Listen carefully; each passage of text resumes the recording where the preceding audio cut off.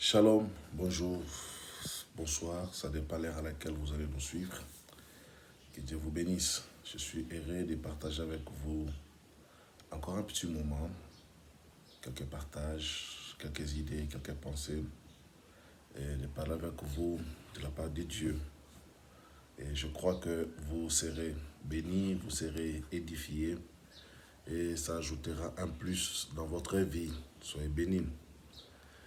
Nous sommes sur Spiritual TV parce que nous nous donnons plus à donner des enseignements à caractère spirituel, à élever votre corps, votre âme, votre esprit, à vous amener dans une autre dimension de la connaissance, du savoir, de l'intelligence, à vous amener dans une autre dimension du pouvoir. Abonnez-vous, partagez la vidéo, partagez pour la chaîne et Dieu vous bénira et il fera encore plus dans votre vie. Je voudrais, avant de continuer les autres parties, les autres enseignements, je suis en train de mettre des rubriques comme ça. Je voudrais parler de quelque chose de particulier au jour d'aujourd'hui. C'est sur la protection de Dieu, la protection divine. Une personne, excusez-moi, la voix est un peu enrouée. Une personne qui n'est pas protégée, une personne qui n'a pas la protection de Dieu dans sa vie, cette personne ne peut rien faire dans la vie. La protection nous garantit à ce que lorsque les dangers arrivent, lorsque les dangers imminents se pointent vers nous, que nous soyons épargnés. Et nous savons tous que la protection est une assurance en quelque sorte. Lorsqu'on est protégé, on est assuré, on dort paisiblement, on se dit peu importe ce qui peut arriver, nous serons épargnés. Et étant qu'enfant de Dieu, étant qu'être humain d'abord, chacun de nous, d'une manière ou d'une autre, cherche la protection. À être protégé parce qu'il y a des événements, il y a des incidents, il y a des accidents, il y a des choses qui arrivent qui font de telle sorte que il faut être protégé pour ne pas tomber, pour ne pas être victime. Et la protection au jour d'aujourd'hui est quelque chose de très important dans la vie, dans le quotidien de tout un chacun de nous. Une personne sans protection est une personne vulnérable, est une personne qu'on peut attaquer, qu'on peut tuer, qu'on peut enlever. Et la protection prolonge aussi la durée de la vie d'une personne. Et même dans le système dans lequel nous vivons aujourd'hui, tout est protégé. Les téléphones sont protégés par des codes de verrouillage. Il faut un code pour les déverrouiller. Les systèmes informatiques, les systèmes bancaires, tout est basé sur la protection. Parce que lorsqu'il n'y a pas la protection, il vous est difficile. Vous êtes à la portée des voleurs, vous êtes à la portée des bandits, vous êtes à la portée des assassins. La protection est importante. Mais dans la spiritualité aussi, l'homme est un esprit. Dans le combat quotidien de chaque jour qui se passe dans la vie, l'homme a besoin de la protection aussi. Sans la protection dans son esprit, il ne peut rien faire, il ne fera absolument rien. Il sera à la portée de tous. Voilà pourquoi je suis heureux et je crois que nous qui sommes en Christ, nous sommes protégés des attaques, nous sommes protégés des esprits méchants, nous sommes protégés contre les forces de l'ennemi et Dieu nous a protégés parce qu'en Christ nous sommes protégés. Amen. Mais je voudrais élever 3 cas exceptionnels dans la Bible. 3 signes exceptionnels dans la Bible qui peuvent être l'objet de l'étude de ces partages de ce matin. Premièrement, je voudrais prendre l'histoire d'un monsieur qu'on appelle Caïn.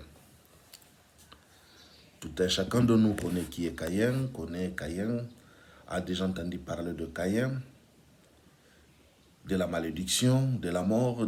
C'est un meurtrier d'abord, Caïn, c'est un meurtrier. Il a commencé par servir Dieu parce qu'il pose des autels, il bâtit son autel, il pose son offrande, donc il croyait en Dieu. Et puis le mal est venu habiter en lui et voilà, il s'est retrouvé être maudit, être chassé par Dieu. Pourquoi? Parce qu'il avait tué son frère. Maintenant, lorsque je ne rentre pas dans le détail de l'histoire que tout un chacun connaît, parce que nous sommes lecteurs de la Bible, lorsque Caïn tue son frère, Dieu intervient. Vous voyez, Dieu n'intervient pas pour empêcher Caïn de tuer son frère. Et je me suis toujours posé la question, je continue à me poser la question, je continue encore à méditer. Pourquoi le Seigneur avait-il permis qu'Abel meure dans le bain de Caïn? J'ai déjà 30 ou 40% de la réponse. Peut-être quand j'aurai 70 ou 80% de la réponse, j'en ferai toute une vidéo pour enseigner sur pourquoi un homme innocent qui a posé un autel agréable à Dieu, qui a bâti des autels, qui a posé des sacrifices que Dieu a aimé, agréé et apprécié, comment cet homme avec un autel pouvait-il être tué par Caïn, qui avait un autel non agréé?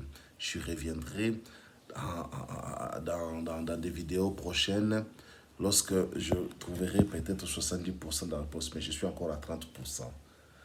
Merci beaucoup. Je suis encore à 30%. Dès que je vais atteindre le 80% ou 70% de la vérité, de la certitude, de l'enseignement que je suis en train de travailler sur cela, on va en parler. Donc, il tue Caïn, il tue Abel plutôt. Caïn tue Abel. Lorsqu'il le tue, Dieu descend à ce moment-là. C'est le silence de Dieu là que je voudrais parler un jour. Lorsque Dieu descend, tu poses la question à Caïn. Où est ton frère Abel? Il dit, je suis le gardien de mon frère. Tout ça, tout ça dit, son sang crie jusqu'à moi. Vengeance. Mais voilà, tu es maudit. C'est Dieu qui prononce la malédiction sur Caïn. Ce n'est pas Satan, ce n'est pas les démons, ce ne sont pas les sorciers de sa famille, ce n'est pas le lien réclamatoire. C'est Dieu qui prononce la malédiction sur Caïn. Dieu lui dit, Caïn, tu es maudit. La terre, ceci, la terre ne fera plus, tu ne trouveras aucune richesse dans la terre. Tout ce que tu feras sera poursuivi. Il avait déjà une malédiction dans le jardin d'Éden. Voilà qu'on rajoute une malédiction. Et cette malédiction, elle est dite, elle est prononcée par le Seigneur lui-même. Et puis, il lui dit, Caïn lui dit, mais Seigneur, la malédiction que tu prononces devant moi, oui, je suis coupable, oui, je reconnais. Je mal fait, oui. Mais on va me tuer aussi. Que tu par l'épée, péris par l'épée. Maintenant, Caïn explique à Dieu, il dit, mais c'est vrai, oui. Mais tu me laisses, tu seras errant et vagabond. C'est la malédiction que Dieu lui a donnée. Je ne te tue pas, moi. Tu as tué, moi je ne te tue pas. Mais la malédiction qui va peser sur toi va rendre tellement ta vie amère, tellement ta vie difficile, tellement ta vie compliquée. C'est l'une des choses les plus dangereuses dans la malédiction. C'est-à-dire, on ne t'élimine pas. On ne t'enlève pas l'existence. On ne te tue pas. Mais on crée des situations dans lesquelles tu vas te retrouver, où tu vas préférer même mourir. Les situations difficiles, les situations compliquées, les situations extrêmement difficiles, où tu vas penser, tu vas croire qu'il aurait fallu que je meure même, puisque ce que je vis, ce que je traverse, c'est purement difficile, insupportable. Et Dieu lui dit, tu seras errant et vagabond. Il n'y a pas pire malédiction que cela lorsqu'on devient errant et vagabond. C'est-à-dire qu'on n'a pas d'adresse, on n'a pas de domicile. Laissez-moi vous dire une chose, au jour d'aujourd'hui, j'ouvre une parenthèse. Une personne qui n'a pas d'adresse, une personne qui n'a pas de domicile, une personne qui n'est pas stable est dans la malédiction. Et la pire des malédictions, l'instabilité est une malédiction. C'est pourquoi il faut se battre pour être stable dans la vie. Il faut se battre pour avoir une adresse. Il faut se battre pour avoir des références. Des gens qui passent leur vie dans le vagabondage. On ne sait pas où le retrouver, comment le tracer. Il est né, il a grandi, et il meurt sans aucune référence. Pas de femme, pas d'enfant, pas de travail. Il a vécu comme ça. Comme ça. Et Caïn se rend compte que cette malédiction, elle est pesante, elle est lourde sur moi. Errant et vagabond. C'est lui qui était cultivateur. Il sait que dans le travail de la culture, il n'y a pas besoin d'être errant.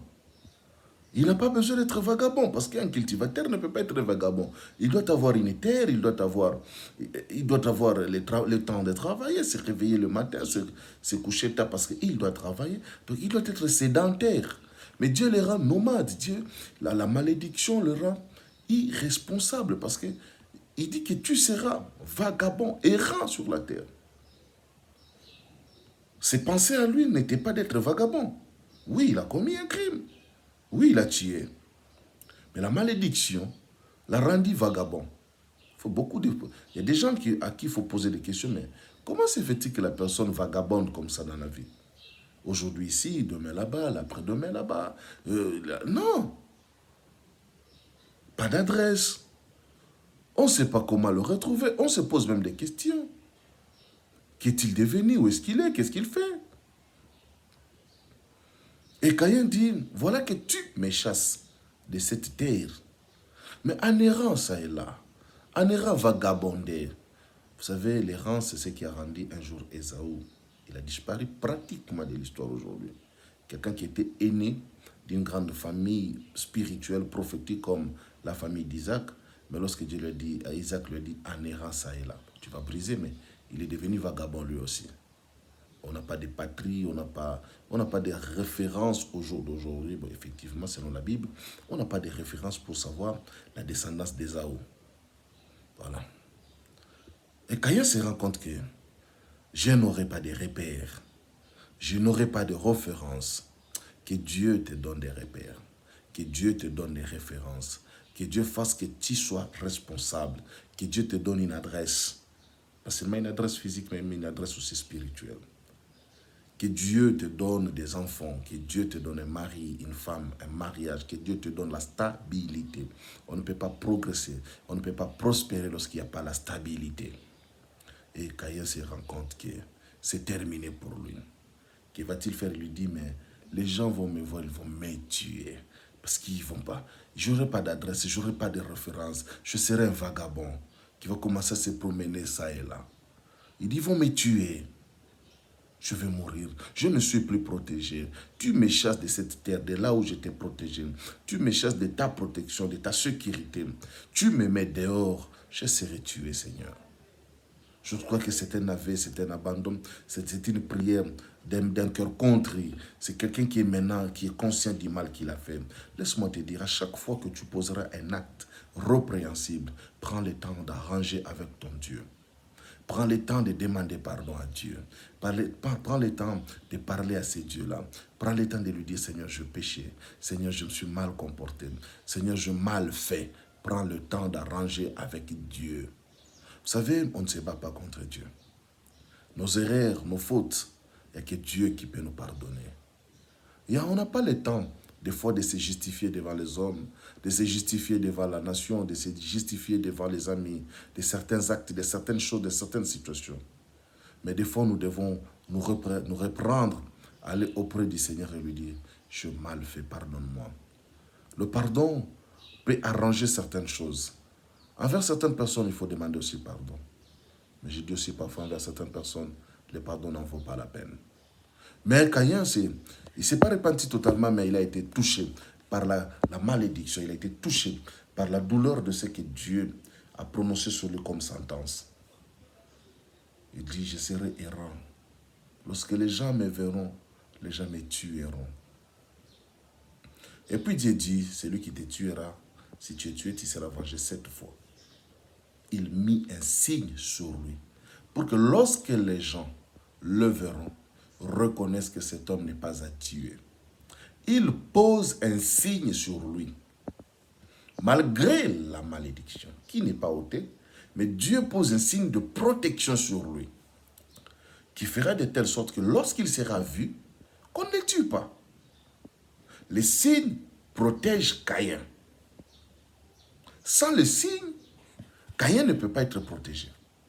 Oui, il est condamnable. Oui, il est sous la malédiction. Mais les signes posés sur lui apportent la protection sur sa vie jusqu'à ce qu'il va purger sa peine. Et c'est pourquoi il y a de certaines personnes, vous posez la question, mais autant de mal qu'il a fait, comment est-ce qu'il ne parvient pas à mourir? Comment est-ce que Dieu ne les récupère pas? Peut-être il a un signe qui fait que la mort ne les récupère pas aussitôt qu'il purge sa peine d'une autre manière. Mais en fait, mon problème n'est pas là. Mon problème, c'est sur le signe que Dieu a posé sur Caïn, qui est devenu un élément de protection sur sa vie. La Bible n'entre pas dans les détails, effectivement, d'expliquer c'était quel genre de signe. Il était comment? Il s'est présenté comment? Il le montrait comme un passeport. Il le montrait, il était visible à l'œil nu. Mais il dit seulement, je pose un signe sur toi qui fera que lorsque les gens te verront, les gens ne pourront pas te tuer. Qu'il soit spirituel ou physique, le signe protégeait la vie de Caïn. D'une autre part, c'est la grâce aussi. Hein. Malgré ce qu'il a fait, malgré tout ce qu'il a commis comme problème, un signe le protège. Donc l'esprit de mort, la poursuite, la condamnation, ne pouvait pas l'atteindre. Mais la malédiction était sur lui. Qui a compris la nuance. Il était protégé, sécurisé. Dieu a eu pitié de lui comme pécheur. Il a mis la grâce sur lui, en quelque sorte, qui le protège. Mais la malédiction n'est pas ôtée. Pour deux raisons. Deux raisons. La malédiction n'est pas ôtée. C'est pourquoi je vous dis que je suis à 30% du téléchargement de ce message. La malédiction n'est pas ôtée. Première raison, tout simplement, parce que l'offrande et les sacrifices qui ôtent la malédiction n'a pas été présenté. Nous avons l'offrande en Christ. Au travers le pardon, l'œuvre de la croix, la malédiction est ôtée. Mais Caïn, la malédiction ne pouvait pas être ôtée parce qu'aucun autel du pardon n'a été bâti, ni par lui, ni par qui que ce soit. Au jour d'aujourd'hui, nous avons encore la grâce parce qu'au travers le Christ, l'autel du pardon est bâti et nous sommes pardonnés. Ce n'était qu'une parenthèse. La deuxième parenthèse, la deuxième raison qui fait que le pardon, la malédiction ne soit pas ôtée, j'en parlerai prochainement sur la vidéo « Les malédictions ». Et je crois que ça vous édifierait encore un peu plus. La malédiction pèse sur lui. Mais la grâce vient le couvrir pour dire que tu ne seras pas tué. Tu vas vivre vagabond, errant. Tu vas continuer à souffrir, mais tu ne seras pas tué. Oh, je vois des gens dans l'église qui sont en train de prier, de pleurer. La mort, ils ne la rencontrent pas, mais ils continuent à vivre la malédiction dans leur vie. Je veux revenir sur cet enseignement, sur la malédiction, ses effets, ses causes, et comment briser certaines malédictions. Parce que moi, j'ai toujours enseigné que chacun de nous a un rôle à jouer. Dieu a sa part de responsabilité, les hommes de Dieu ont leur part de responsabilité, et vous qui me suivez, vous avez votre part de responsabilité. Chacun joue sa partition. Ce que moi je ferai, vous le ferez pas. Ce que vous allez faire, Dieu ne le fera pas. Ce que Dieu fera, moi et vous, nous n'allons pas le faire. Nous avançons. Donc le signe sur Caïn, protéger sa vie de n'importe quoi, de la mort et de toutes ces choses-là. Je m'arrête là, je saute l'histoire de Caïn. Je viens prendre une deuxième histoire dans la Bible. Dieu est en train de frapper l'Égypte, nous sommes dans le livre d'Exode. Dieu est en train de frapper l'Égypte des plaies, de toutes ces choses-là. Dieu est en train de punir l'Égypte convenablement. Convenablement. Il y a des choses que je vais dire à la fin de cette vidéo. Commencez à suivre, continuez à suivre, parce qu'il y a des choses que je vais dire à la fin de cette vidéo. Dieu est en train de punir l'Égypte convenablement.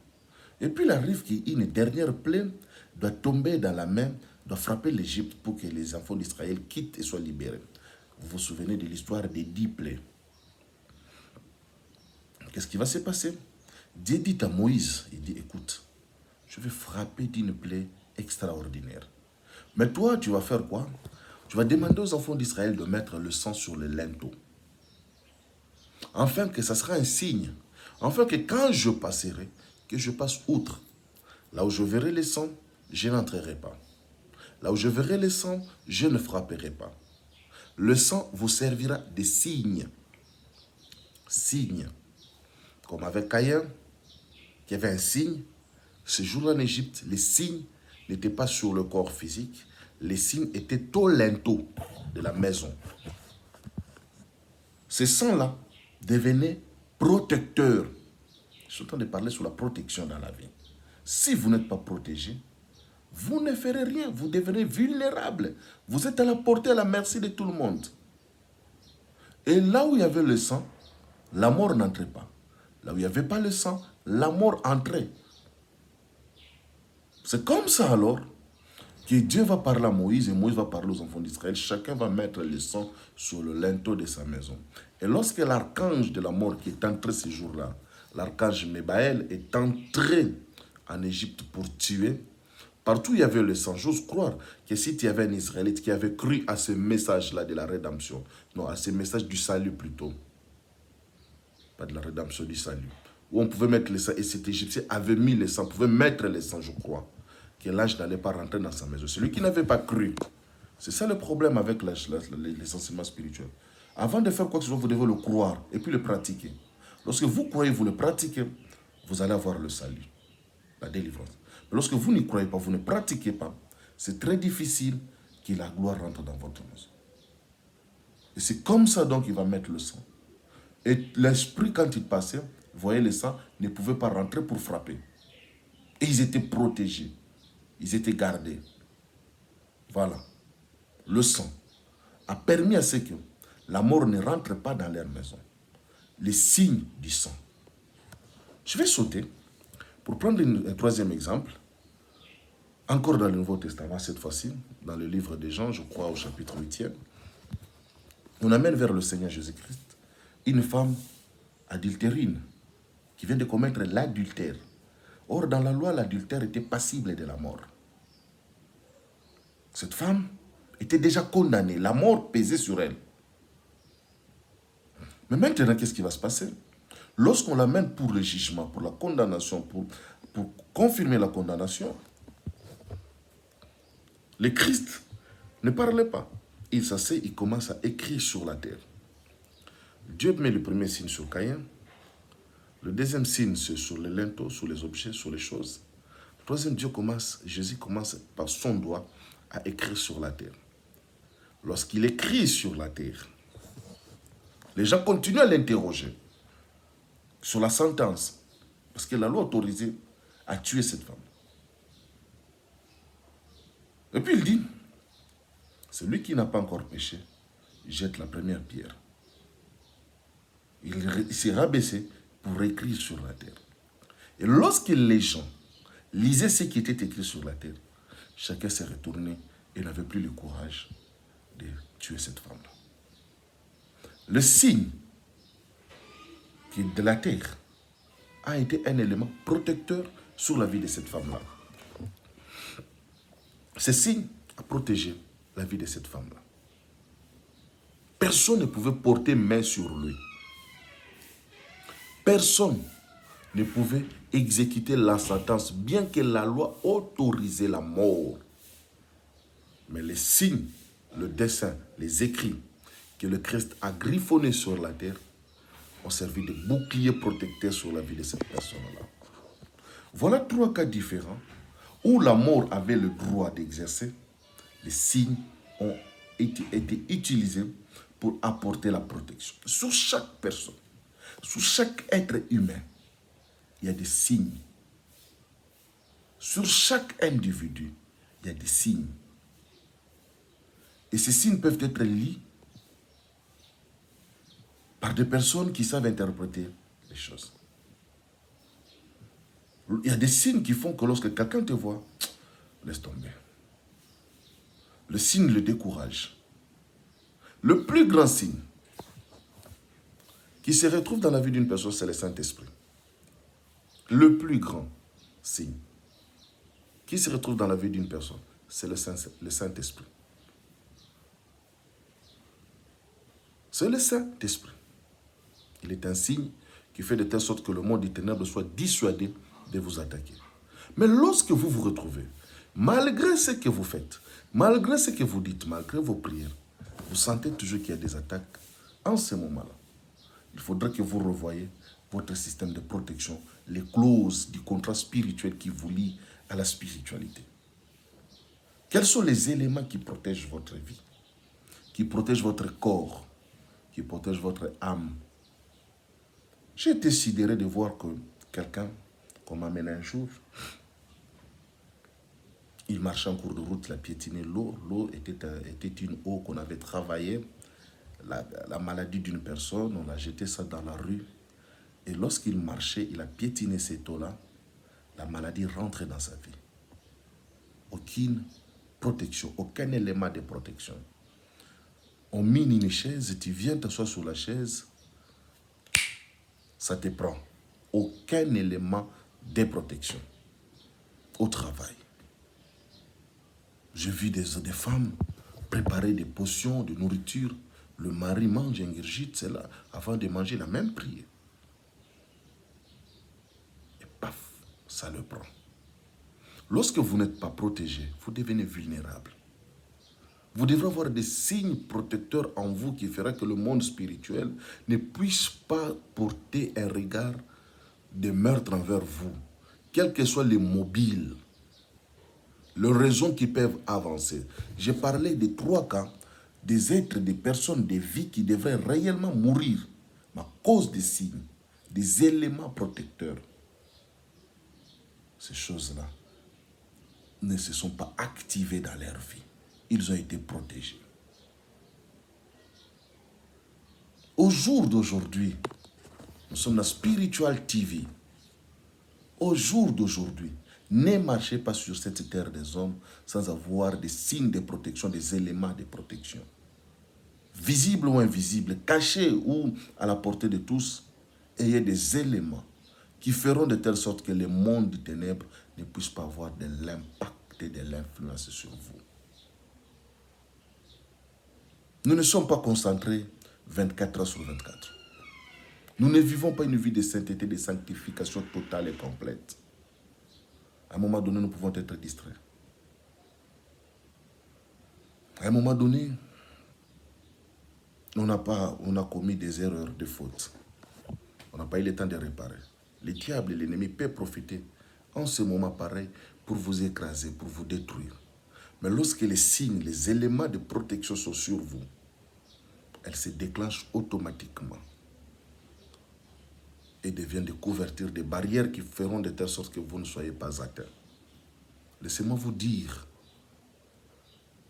dans cette première partie, dans cette première tranche, que ne vous exposez pas. Ne donnez pas à vos ennemis l'opportunité de vous anéantir. Beaucoup de gens sont morts avant leur temps parce qu'il n'y avait pas de protection sur leur vie. Beaucoup de gens ont disparu. Parce qu'ils n'avaient pas ça. Comment voulez-vous? Tout ce qui protège la vie d'une personne, vous ne les avez pas. Vous devenez vulnérable. Toi qui me suis, laisse qu'au nord aussi, dans l'est et à l'ouest, que les archanges se positionnent pour ta sécurité et ta protection. Toi qui me suis, que dans ta maison, les archanges se positionnent au nord aussi, dans l'est et à l'ouest, pour ta protection. Toi qui me suis, dans ton travail, que les archanges se positionnent au nord, au sud, à l'est et à l'ouest pour ta protection. Tes enfants, ton travail, ta famille, ta maison, que ce qui est à toi soit protégé. Que ton nord soit protégé. Que ton sud soit protégé. Que ton est soit protégé. Que ton ouest soit protégé. Que les archanges se positionnent au centre. Le Yehoshua Mashiach, la pierre principale, la pierre de langue, soit bâtie dans ta vie et dans ta maison comme un signe, afin que lorsque l'ennemi rentrera, que tu ne sois pas à la portée de tous.